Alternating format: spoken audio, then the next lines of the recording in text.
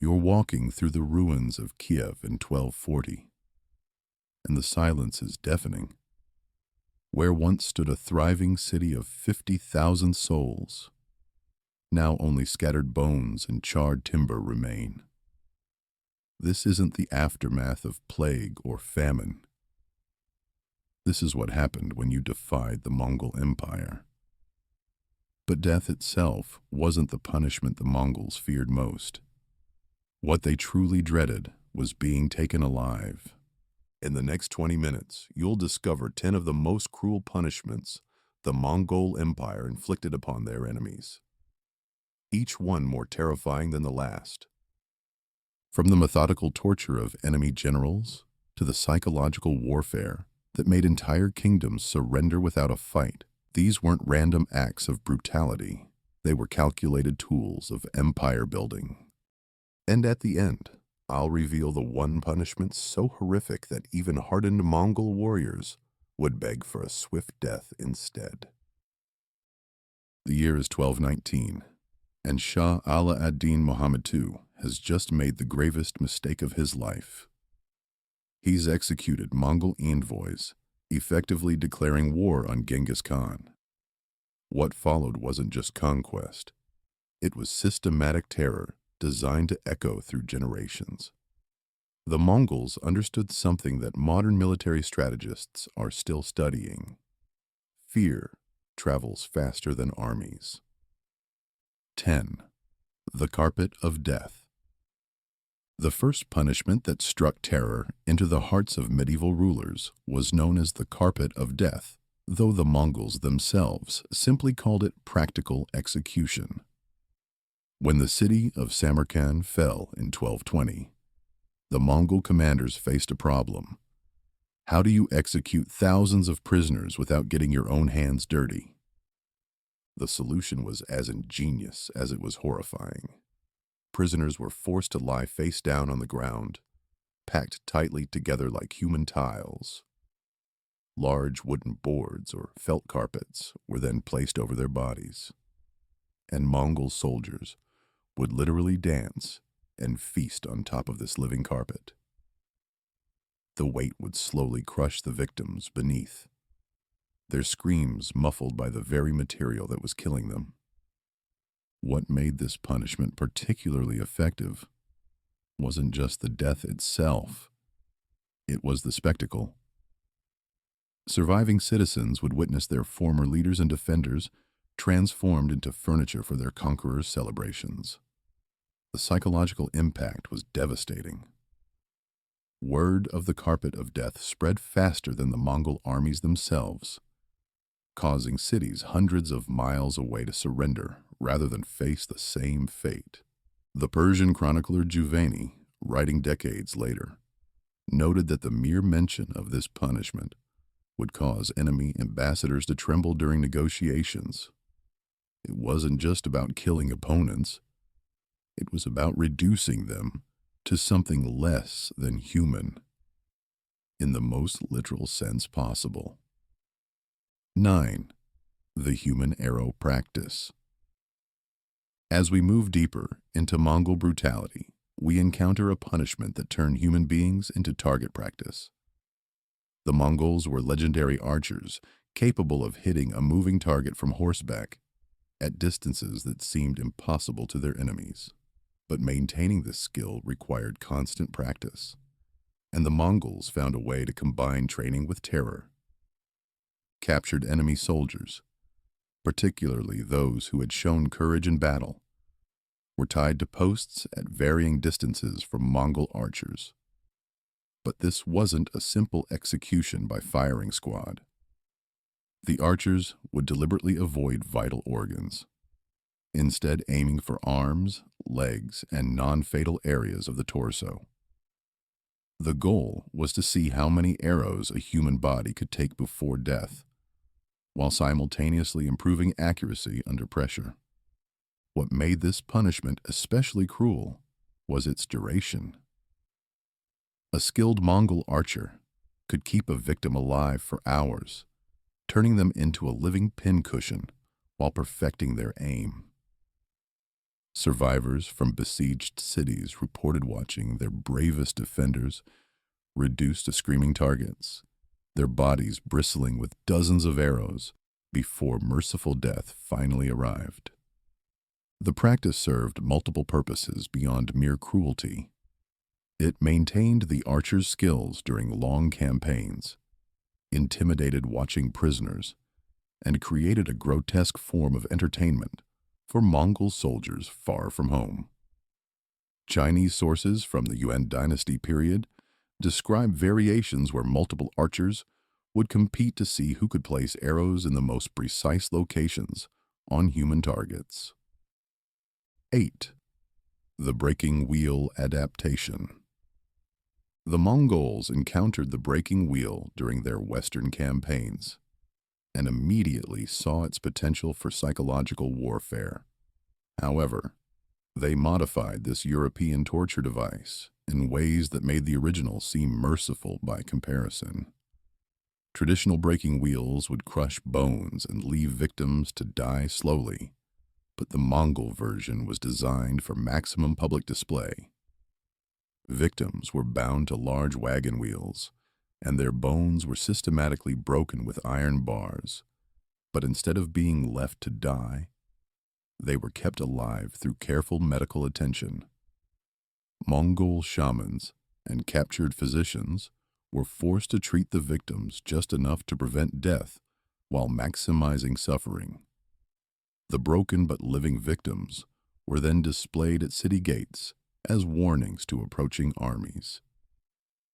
What made this particularly effective was the Mongol innovation of mobility.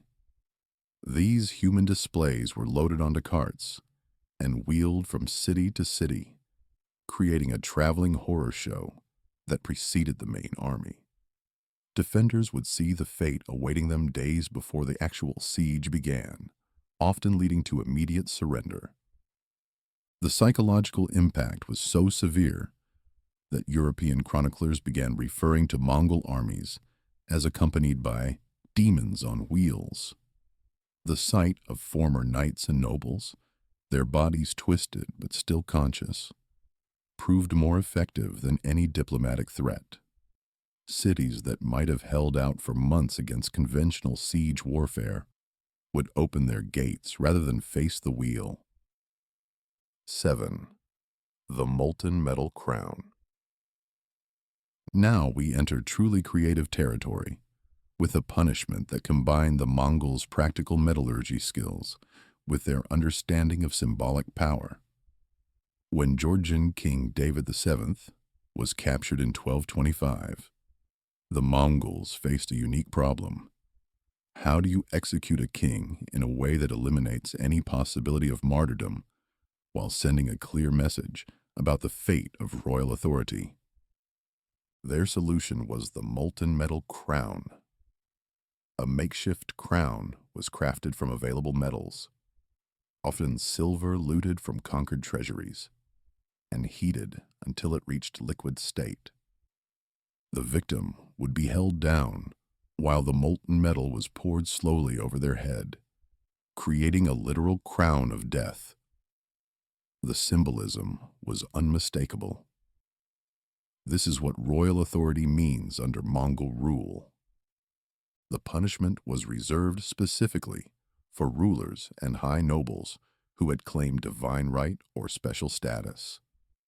Unlike common soldiers who might face swift execution, kings and princes were subjected to this elaborate ritual that could take hours to complete.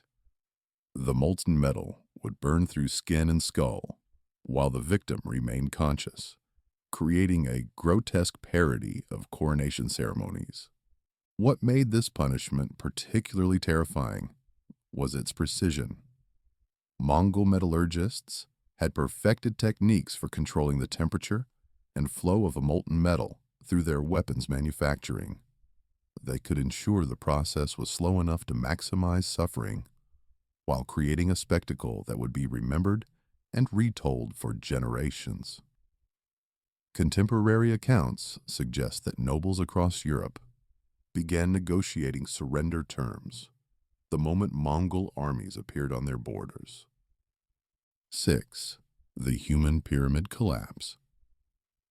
The siege of Urgench in 1221 introduced one of the most psychologically devastating punishments in the Mongol arsenal. After the city's defenders had shown particular courage and inflicted heavy casualties on Mongol forces, Genghis Khan decided that simple execution wasn't sufficient. He wanted a punishment that would break the spirit of any future resistance. Thousands of captured defenders were forced to construct human pyramids, with the strongest men forming the base and progressively weaker individuals placed on top. Children and elderly were positioned at the peak, forced to balance on the shoulders and backs of those below. Once these living monuments were complete, the supporting soldiers at the base were systematically removed, causing the entire structure to collapse. The genius of this punishment lay not in the deaths themselves, but in forcing communities to participate in their own destruction. Fathers were compelled to support the weight of their enemies' children, knowing that their collapse would mean death for innocence above them. The psychological torture was as severe as the physical. Every person in the pyramid knew that their movement or weakness would cause death to cascade upward. Survivors reported that the sounds of these collapses, the screaming, the breaking of bones, the desperate scrambling, could be heard for miles around besieged cities.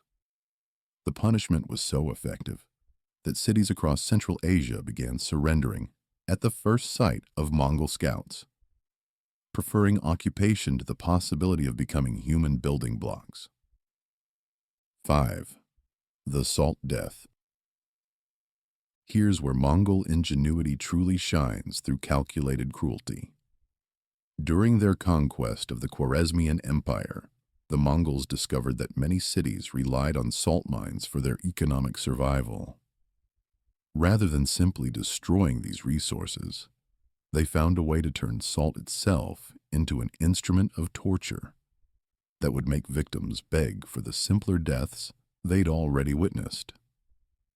Captured enemy leaders were forced to consume massive quantities of salt while being denied any water whatsoever.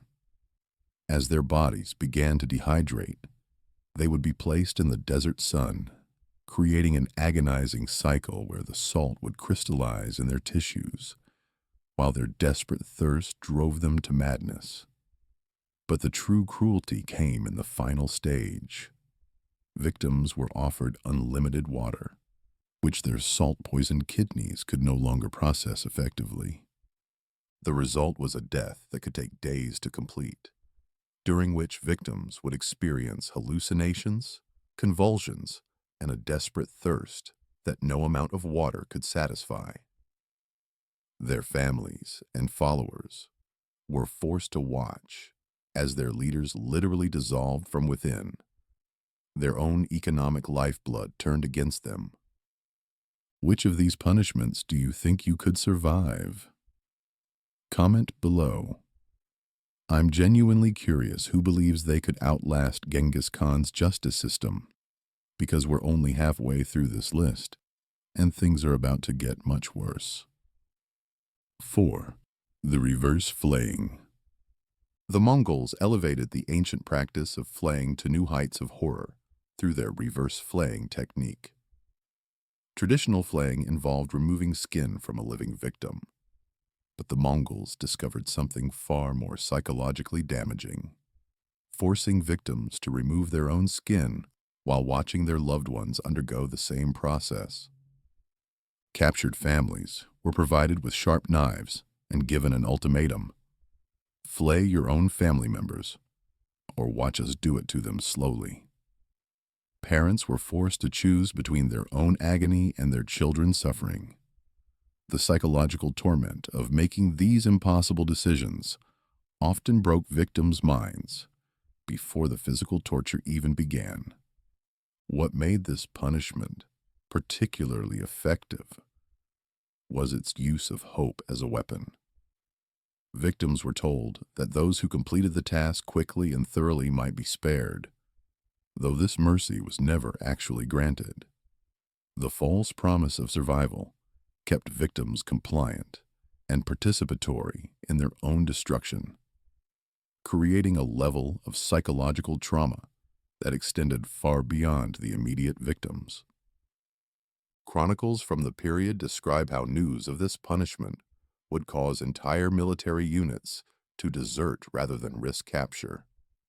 The idea of being forced to harm one's own family was so horrifying that many soldiers chose death in battle over the possibility of survival and capture. 3. The living burial assembly line. As Mongol armies grew larger and conquests more extensive, they developed industrial approaches to execution that combined efficiency with maximum psychological impact. The living burial assembly line was perfected during the conquest of the Jin dynasty, where hundreds of thousands of prisoners required processing. Captives were forced to dig their own graves in perfectly measured rectangular plots, creating vast geometric patterns visible from distant hills. But instead of simple burial, the process was turned into a public spectacle. Victims were buried up to their necks in carefully constructed pits, leaving their heads exposed to the elements and wild animals. The true horror lay in the systematic nature of the process. Burial proceeded in waves, so that those awaiting their turn could watch previous groups slowly die of exposure, thirst, and animal attacks. The geometric precision of the burial grounds created an unmistakable message about Mongol organizational capabilities.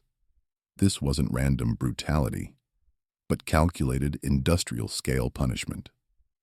Contemporary Chinese sources describe these burial fields as stretching for miles, with thousands of heads creating a grotesque human landscape. The psychological impact on approaching armies was devastating. Seeing such organized, methodical cruelty convinced many that resistance was futile against an enemy capable of such systematic horror. 2. The empathy torture. Perhaps the most psychologically sophisticated punishment in the Mongol arsenal was what contemporary sources called empathy torture, a technique that turned human compassion into an instrument of suffering. This punishment was reserved for captured healers, priests, and others whose profession involved caring for others. Victims were placed in positions where they could see and hear other prisoners being tortured, but were physically restrained from providing help. Physicians watched patients die of easily treatable wounds. Parents watched their children suffer from injuries they could heal if only their hands were free. Religious leaders listened to desperate prayers they couldn't answer while their followers suffered in front of them. The genius of this punishment lay in weaponizing the victim's own virtue against them. The more compassionate the person, the greater their suffering became. Those who had dedicated their lives to healing and helping others were forced to become helpless observers of preventable suffering. What made this particularly devastating was its duration. While physical tortures might last hours or days, empathy torture could continue for weeks. Victims would often beg for physical pain rather than continue watching others suffer, but these pleas were ignored. The psychological damage was so severe that many survivors never recovered their ability to form emotional connections with other people. 1. The slow skinning symphony. Finally, we reach the punishment that even hardened Mongol warriors feared more than death itself: the slow skinning symphony. This wasn't simple execution or even elaborate torture, but a carefully orchestrated performance designed to create the perfect combination of physical agony, psychological terror, and artistic spectacle. Multiple victims were arranged in a circle, each one representing a different instrument in this horrific orchestra. The process began with the lightest touches, small cuts that barely broke the skin, creating different tones when victims screamed. As the performance progressed, larger sections of skin were removed in precise patterns, with the timing carefully controlled to create a crescendo of agony. Master executioners, trained in both anatomy and music, would conduct these sessions like actual symphonies. They understood exactly how much skin could be removed from different body parts while keeping victims conscious and vocal. The goal was to create a harmony of screams that would rise and fall in perfect rhythm, with each victim's voice contributing to an overall composition of suffering. What elevated this beyond mere torture was the audience participation element. Captured nobles and enemy leaders were forced to watch and even critique the performance, with their feedback determining how long each movement would continue. Those who showed too much horror would find themselves selected for the next performance, while those who remained stoic would be forced to watch even longer. The psychological impact of the slow skinning symphony was so severe that multiple kingdoms surrendered based solely on descriptions from survivors. The Mongols had created something that transcended normal human understanding of cruelty. It was suffering elevated to an art form, designed to break not just individual wills, but entire civilizations' capacity for resistance. But this wasn't the Mongols' only method of controlling their vast empire. Their military tactics were just as calculated and brutal, designed to conquer not just territory, but the very souls of their enemies. The strategies they used to build the largest contiguous land empire in human history make these punishments look like mere warm-up exercises for their true genius for warfare. If you want to understand how a nomadic people from the steppes conquered more territory than Rome ever dreamed of possessing, make sure to subscribe and hit that notification bell. The Mongol war machine was an instrument of conquest that changed the course of human history, and their methods will challenge everything you thought you knew about medieval warfare. What are your thoughts on Mongolian practices? Leave them on the comments. I read and reply to every one of them.